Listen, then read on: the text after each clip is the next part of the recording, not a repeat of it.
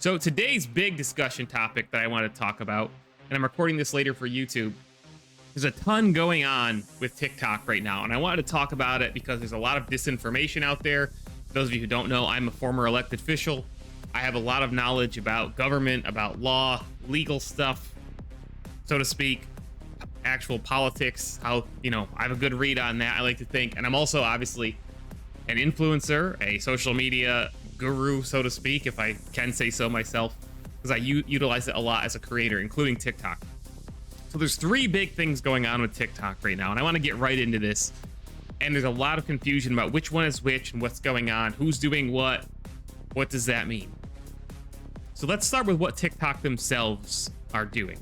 So TikTok themselves are implementing a new policy and a new feature on TikTok itself, which will limit underage users, by that I mean under 18 minors, from watching TikTok videos, screen time, so to speak, for more than 60 minutes a day. So they're self-implementing this feature, and there is a way to get around it, but the idea is that obviously we don't want people wasting too much time, especially minors. That's the idea behind this change. I'm not saying yay or nay. Too much time on TikTok because it's obviously social media is addicting, can have very negative effects, and so on. That's the basic idea behind it. To get around this, first I thought this was a parental feature. It doesn't seem so. People, users of TikTok, will be able to input a password to get around this. So after 60 minutes, it'll say you're at your 60-minute limit. Please input a password to go beyond 60 minutes. The way I read this is that parents hypothetically could, be the only people that know that password and prevent their own kids from knowing it and make it be like, okay, mom, dad, will you put the password in for me? Yes or no? But it doesn't require it to be a parent, obviously. The as far as I can tell, the owner of the phone can set up the password. So you can input your own password and just move on past the 60-minute limit. So it's not like a hard lock. It's not like you're literally locked out unless mom or dad or your guardian or whoever says no. And there is a way around it via the password thing. That's how I read it so far. This is TikTok themselves doing this, not the government, nothing like that. What I think is important to note here, and I'm definitely a big believer, social media is an extremely powerful tool, especially for business, for brands, and so on. But there have obviously been negative effects on society that have arisen from the rise of social media as well. So social media... Kyle drops a sub right in the middle of it. Thank you, sir. I appreciate it. Kyle's been streaming himself again lately. Check him out. I'll do those 20 push-ups in a minute, too. So my fear about this, I guess, and it's not even a fear, it's just, it is, I guess, is that this sets an interesting precedent. This is the first app, especially this prominent, in the US at least, that's implementing something like this. And I think a lot of people will hear this idea at face value, and they will cheer it on as a good idea. And I'm not saying it's not. I really have no issue with TikTok doing this themselves. That doesn't concern me. They're self-regulating. That's okay with me. My concern is further than that. So my concern is that lawmakers, elected officials in various states or whatever, will hear this, think it's a great idea, and then try to legislate it. So, okay, social media apps, or okay Facebook, okay Twitter, okay whatever, YouTube. We're gonna make it a law that all users under 18, your app will have to provide this feature to limit their usage. And again, I think self-regulating is fine. It doesn't bother me. It's their app, it's their property. It's their invention, it's their tech. They can regulate it however they want. And that's how the free market works, right? If you go too far and you start turning your users away because they're not happy with how the app works, people will stop using your app or your service. My concern is that it will become legislated, and then we're getting into the territory of what they do in China. And that's a very, very, very dangerous and slippery slope. So, for example, in China, minors, literally, it's the law. They cannot play video games for more than, I think it's like 3 hours a week or something like that, all the way up until they're 18. And obviously, we can all probably agree, in essence, that playing video games nonstop as a 10-year-old kid from 3 o'clock after you get out of work, school until 11 o'clock at night is not a good thing, right? But that's where parenting or guardianship comes in and preventing that and such, right? But what I don't want to see is this become law. I do not want to see this become policy. And I'm worried that elected officials will see this, be like, oh, this is a good idea. This is an easy victory with my constituents, because that's going to look like I'm sticking up for their kids and so on and so forth. And I can virtually guarantee this happens somewhere. This is going to get proposed. How far it will make it, I would be willing to bet there are some states that pass this. I'm speculating massively there, but that's what's going on with that one. Right now, it's TikTok self-regulating. I have no issue with that. My issue is the precedent that it's going to set, and then the landslide that may come afterwards. And by the way, I fully agree that there are serious concerns with TikTok and so on. I'm not data privacy, ByteDance concerns, all that stuff. I'm not throwing that out the window. So that leads me to our next two things that are going on with TikTok. There's two actual federal government level actions happening here. So the first is the Biden administration has ordered that all government phones, so government-owned devices, this is only what we're talking about. So if your phone is provided by your employer, or if you have a phone that's provided by your employer, who is the federal government, so the federal, say, Department of State, FBI, the CIA, the EPA, right? There's a million federal agencies. TikTok cannot be on federal devices. And I believe that they've issued 30 days within their direction to get the app off those phones, because they're concerned about the data privacy and so on. Spying kind of thing, right? You can look all the details up. I'm not going to go into all the details. So that's what's going on there. That only applies to devices owned by the federal government that are provided to their employees. No more, no less. Individual states may do this, other companies may do this, but that's what we're talking about there. Okay, beyond that, the third thing, there is a bill that has made it out of committee in Congress. If you don't know how the legislative process works, committees are established to hear topics, to discuss topics, to consider bills before they get to the actual Congress, because Congress has so many bills before them, it's virtually impossible for them to debate every single bill, every single proposal. They would never get anything done. So there are committees that are established with certain topics, overhead topics, right? Defense for one, finances for another. There's a whole bunch, obviously, that start there. And if the bill passes committee and gets out of the committee, if enough members of the committee say, yes, this bill is worth discussing, basically, for the full Congress, then the whole bill will come before the whole Congress. So a bill regarding TikTok has left committee in Congress that would empower the president, who right now is Joe Biden, to ban TikTok should he so choose. And this is a very interesting move. And this is not, it's careful that we look at this for what it is. So at face value, that's what it would do were it to pass Congress. So were the House of Representatives and were the Senate both to pass this bill, President Biden would have the power to ban TikTok in the US, period,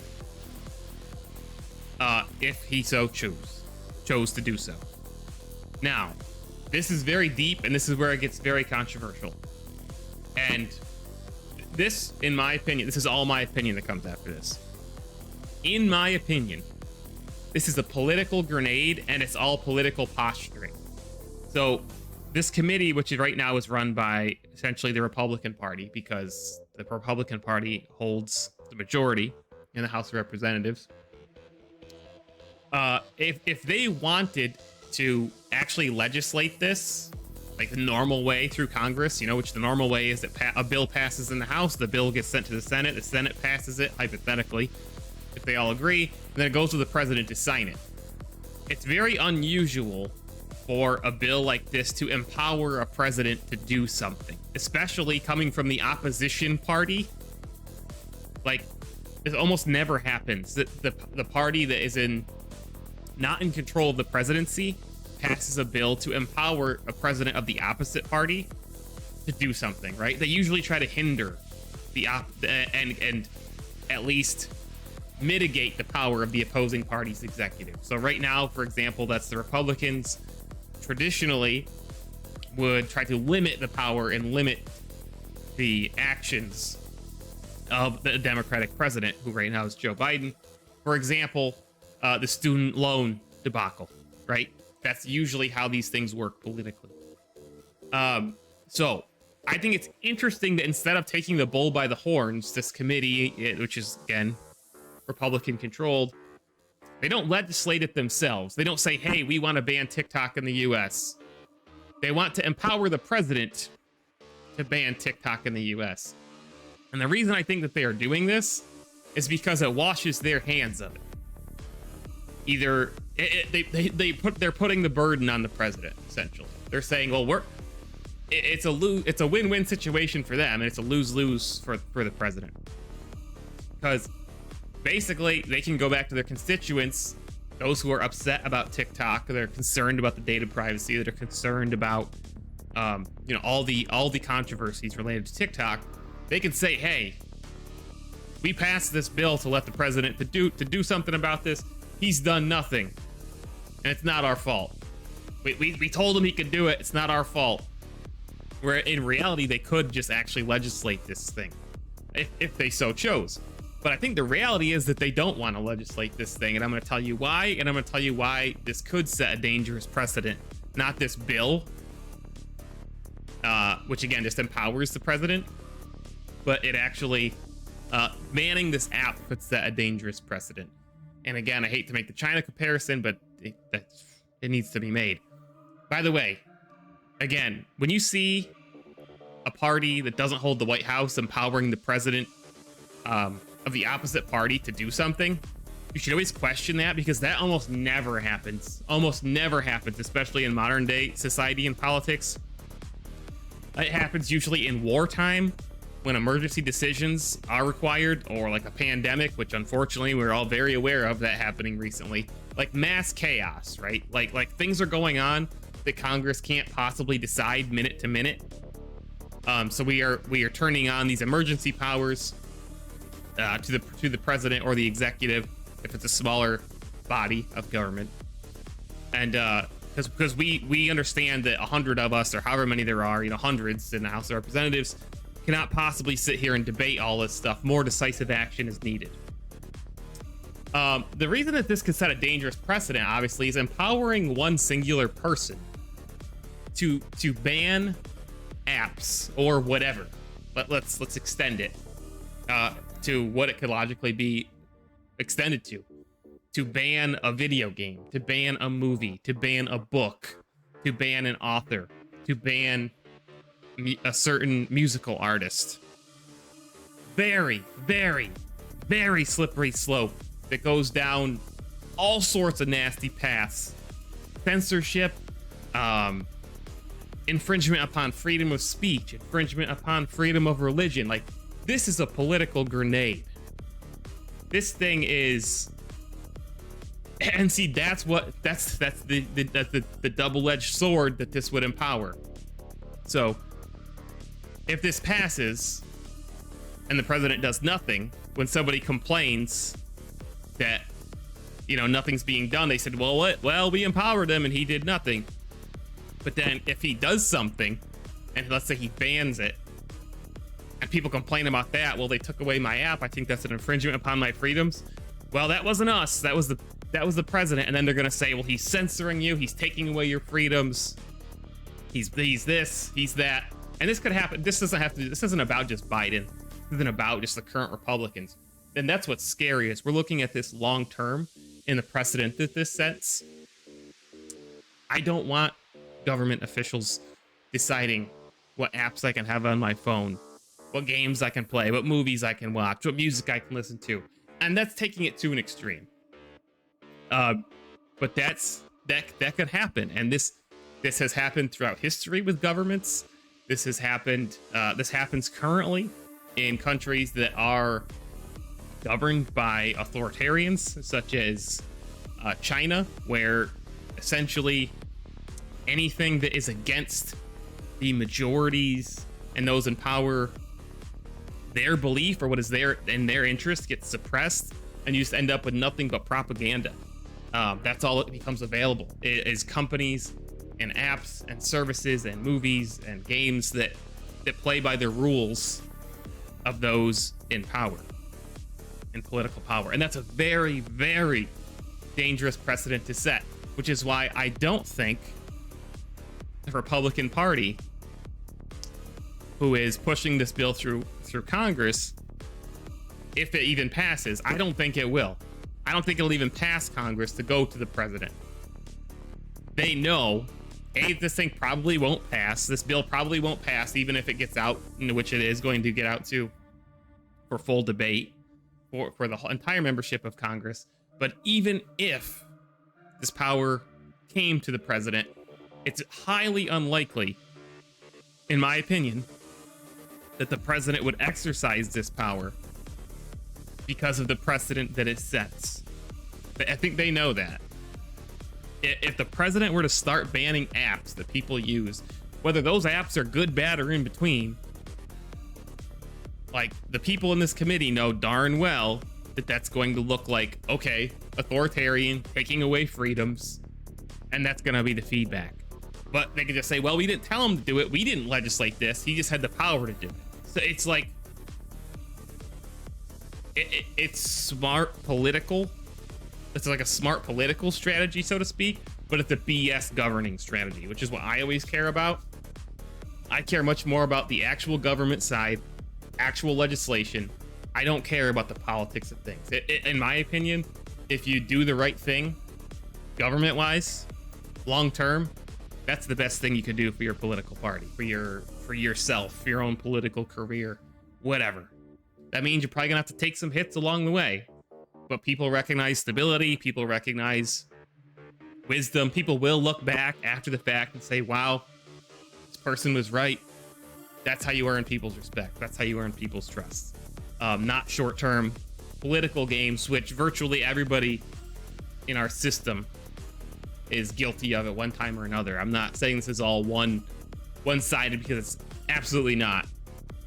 But in a nutshell, guys, that's what's going on with TikTok. There's 3 different things: the 60-minute limit for teens, which is being implemented by TikTok themselves, a ban on TikTok being on federally owned devices only, and then a bill that has made it out of committee in Congress, not passed, that would empower the president to ban TikTok should they so choose. That's it. That's what's happening. There will be more drama, I'm sure, but make sure you get your facts straight before you discuss it. So if you go to fitbutters.com, again, I'm now partnered with FitButters, got birthday cake right here.